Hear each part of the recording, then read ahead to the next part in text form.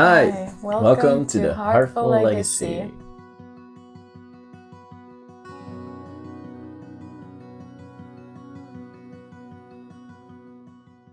In today's video, we want to share with you an amazing experience that we've just come out of. It is a 10-day Vipassana silent retreat, and we want to share this experience with you because we feel that it is a technique that can help many people, as it is a technique that is based in eradicating all suffering. It is an art of living, and it's a method to really purify the mind. And that's why we are able to get rid of the suffering, is because a lot of our suffering is mind created. It is based in attachment. And we'll get into that a little bit later in this video. But we wanted to share with you what is exactly Vipassana before we share our own personal experiences and what we come away with this time around. So Vipassana is a meditation method where for 10 hours a day we are meditating in silence. And so from very early on in the day, 4:30 in the morning until 9:30 at night, we are practicing noble silence. We are not able to speak nor interact with other people. We're living a very closed off experience so that we eliminate all the distractions around us. We're being fed 2 times a day. And 2 times. yeah, 2 times, because we eat in the morning, we eat midday, and then afterwards, evenings, we just have a ginger tea most of the time. And so it's really a whole cleansing process going into that. It's a strict schedule, and we don't really have any time for getting distracted or for thinking about the outside world. It's really, everything is working for us so that we can go within. And during that time that we're spending with ourselves, then we are faced with all of the impurities that have been accumulated throughout our lives. And so do you maybe want to share a little bit about the technique briefly, or without going into... I want to share something with the people. Yeah. Yes. I feel so calm. Mm. I feel so good. When I got in, I was really full of stress, and society is so chaotic lately, and there's so much things going on that the mind is restless. When I got in, the first 3 days, they ask you to work on your respiration. So it's the Anapana technique. If you think something, you need to come back to your respiration. So you come back. And then you notice how polluted our brain is. It's just incredible. And then you slowly, you're working very hard, and then slowly your mind gets really sharp, and he can think. And so then the rest of the days you're working on sensations on the body. So, and while thinking on them and on the sensations, you purify the mind. It's like a natural process. And it's amazing. It's just amazing. And that's why we're here in front of you. We want to share that experience, so you can maybe just go on their website, and there are 260 centers in the whole world. So if you be like, I want to get a calm mind too, purified, and I want a beard, so 10 days of just being in isolation. Not isolation really, we're with 50 guys, and the women are 50 or 60 or 70. And but we're separated. Yeah, depending on each center, it'll be a little different. Yeah, tiny centers or bigger centers, but the technique is so wonderful. And with the society of today, I think it's a must to give it a try or read about it. And I think every person should try it at least once in their lives, even if it seems challenging to do, which it is. But to look at it really as a beautiful challenge to really get to know oneself better, and to purify and create very important a better quality of life, because it's a practice that is, yes, to cultivate during your meditation time, but then throughout the practice, there is the whole notion of equanimity that we are invited to develop. And this equanimity, when we develop it in our practice, normally we should try to integrate it in our day-to-day, and through the awareness of our breathing and through the awareness of our sensations. Those are very good cues that we get to cultivate and that help us to develop that equanimity, so that in the practice... What is equanimity? Yeah, that's a good question.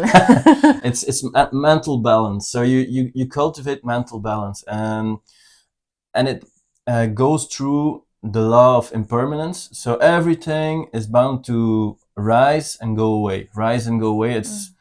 It's everything is in nature is from that kind. And I wanted to add something else. We went for the second time, so it was our second 10 days.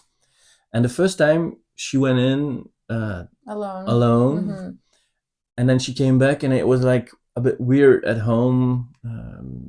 She understood things that I didn't, and then I got in, and we come back, and immediately we were at the same level of understanding of that law of impermanence, that equanimity, and so on. But then this time, yesterday, when we came out, we start talking to each other, and we were really like, oh, I catch this and this. I didn't catch that in the first time. And she was like, well, yeah, me too. Yeah, me too. And there were a couple of things that were so interesting and that we didn't get, because it's a technique that acquires a lot of attention, and it's a lot to process. Yeah, so the first 10 days you work with it and you understand a lot of things, but the second time is just amazing. You go deeper. And it seems that all the people we spoke to, people that went there for 10 times or even 20, and they were all like, each 10 days you will go deeper inside and you will understand more of yourself. And it's amazing. What I want to share that I understood in this time is that all suffering, all misery that we live has like three main clues, and that's the ignorance of that law of impermanence, that everything is bound to arise and go away. And that one fuels like the craving or the aversion. And that means our thoughts always want to have something or do not want something. And that creates sensations on our body. So we condition our body during our whole life. And so the technique is really, you go inside and you check your sensations. And whenever there's a bad sensation that's coming up by craving or aversion, but you learn to stay equanimous with the law of impermanence. You say like, okay, this is happening, and then you don't react. That's something you had too, right? The non-reaction. You don't react anymore. So there's something happening in your life, and you're like not reacting, because you know it will go away. It will change again. Not reacting, and I think I want to just add something. Not reacting to the initial sensations that are there, because the cravings and the aversions will create the sensations in the body, which we'll try to repress or will attach to. And so by just observing, we'll notice that those sensations arise and go away. And so yeah, that was a big piece for me, was really understanding that through my own personal experience this time around. I would say that it was about being equanimous within my own practice, because I had, and I'm working on, a tendency to perform well. And so this is something I struggled with in the past. And part of my struggle this time was really becoming equanimous and letting go of my own pace of how well I could do with this practice. And so that kept coming up for me a lot. And that was the big key moment when I realized that I needed to be equanimous and not react to this craving that I was actually having, to wanting to be, a few steps forward and wanting to be more developed in my practice and start feeling more sensations. Because the more you purify, the more you start freeing up the more heavy sensations that are stuck in the body through what they call sankharas, which are those reactions and those sensations that have been really crystallized, I guess, in the body through the accumulation of the different experiences that we've had. So as those come up, we start to experience more subtler, softer sensations that are more like a free flow in the body. And so I realized that I was craving wanting to be there. And one of the big lessons for me is that I need to be patient with myself in developing this practice. But not only that, it's something that, of course, extends itself out to all the other aspects of my life and not just in the practice itself. So I'm grateful that I got to become aware of it this time. Yeah, it's all about becoming aware. It's very important in the technique. Being aware, and becoming and be equanimous. So it's like a bird that with two wings. You need to be aware about everything that's happening, and that is where you come to the sweet spot, the present moment, so you can live the present moment from time to time, the whole time. And then by being equanimous, all those things are a little bit abstract. I think if you hear this for the first time, you're like, what's this all about? We're putting the link of Vipassana on the bottom. Go explore. Just be curious. What is it? You'll definitely read more about it. There's more. On their website they have videos. It's very interesting. To resume, it's 10 days. 10 days where you work quite hard, and it's not a holiday. And so just you're not like going into a monastery, just having a break. No, it's really from 4:30 to 9:30. You're meditating. They ask you to work on your respiration, and then on your sensations. The food that is served is very good, and you're taken care of. But you work, and it's like anything in life. When you want to learn piano, you need to go through all those difficult steps before you're really able to come to make a song or to play a song. And everything in life we learn, and it's that beautiful experience of life where we got to learn all this. And I challenge you to go and explore Vipassana, because it's a technique that goes inside, and it's not about everything around us. It's really like you can control your misery, your suffering, and you can come out of it. And that's the most beautiful thing, I think, to remember here. That's that we can get out of our misery. And if we do that, imagine we do this all a little bit, how it could change this world, and how can we leave our children something behind that is wonderful. And that's where the Heartful legacy is all about. It's like, what do you want to leave behind? Is it a suffering human, or is it a human that tries to know himself better and get out that little suffering, And it's possible, because we're doing it, and it has an effect on me. Look, my beard is growing. No, it's no, but I'm feeling so good. I'm feeling so good.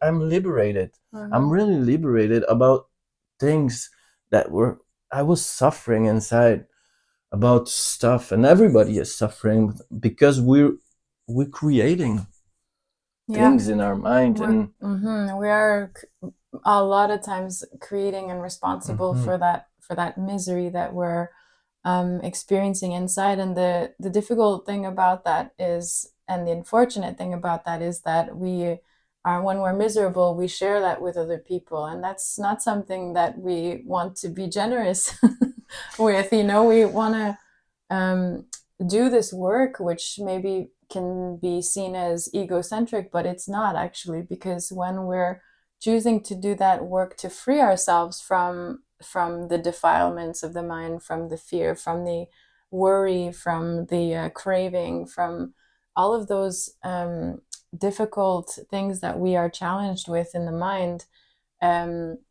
we get to actually experience compassion for ourselves. We experience compassion for other people too, because then we realize that we're all suffering to some level with the same things. We're all struggling with the same things at different levels. And it gives us a better sense of compassion that, oh, I see all these human beings around me who are also struggling and who are also dealing with their own battles. How can I, knowing that, go out into the world in a more loving and in a more kind way? And I think that that's what you were talking about. It's those small things that help us to become better human beings. And before we finish, I just wanted to add that, you know, like, even though we did this a second time, it doesn't mean that the work is done. Now the practice continues for us. Oh, no. We're still asked to meditate 2 times a day, 1 hour in the morning and 1 at night. And so it's not like, okay, we're liberated and we don't need to work anymore. Yeah. It's a work in progress, and this is, it's life. Work, you know, being a human in development and progress, it's a life's work. And I think it can be seen it's like, so beautifully, you know, when we look at it that way. We get this opportunity to cultivate ourselves and mastering the mind. That's what I want to add. Lastly, I want to just add that it's a donation-based retreat, so it's really open for everybody. And the whole purpose is to really give everyone a fair chance to work on themselves and free themselves from that suffering that's created from within. And so at the end of the experience, you have the opportunity to donate, but everything is operating because there are so many selfless people who are in service, who are preparing the meals, who are serving the meals. And it's really, it's beautiful, because it's all about paying it forward and allowing more and more people to grow with this practice and have access to this internal freedom. So if you do want to check it out, we really do recommend that you look at the website and get to know more about it. There's so much that can be said, but I think it's now up to you to dive in deeper if you'd like to do so. If you have questions, feel free to send us an email or comment. Even in the comments, yeah, just comment, and then we will respond, and we'll be happy to share. Oh, we will be happy. And maybe you're like a bit skeptical, like, how can it be free? And but it's really all the people that went to the process and had benefits that come to the end of their 10 days and they're like, okay, now I want to, I feel I want to give this also to somebody else. This is a beautiful gift that I could do this for free. So then you pay, you have a donation, and that's how it continues, and that's how it grows, and it's amazing. It's really amazing. And So thank you for listening. We hope that you learned something new. Perhaps it sparked your curiosity about this practice of Vipassana. And we hope that it maybe plants a seed inside of you. And we love you very much. We love you, and we'll see you in the next video.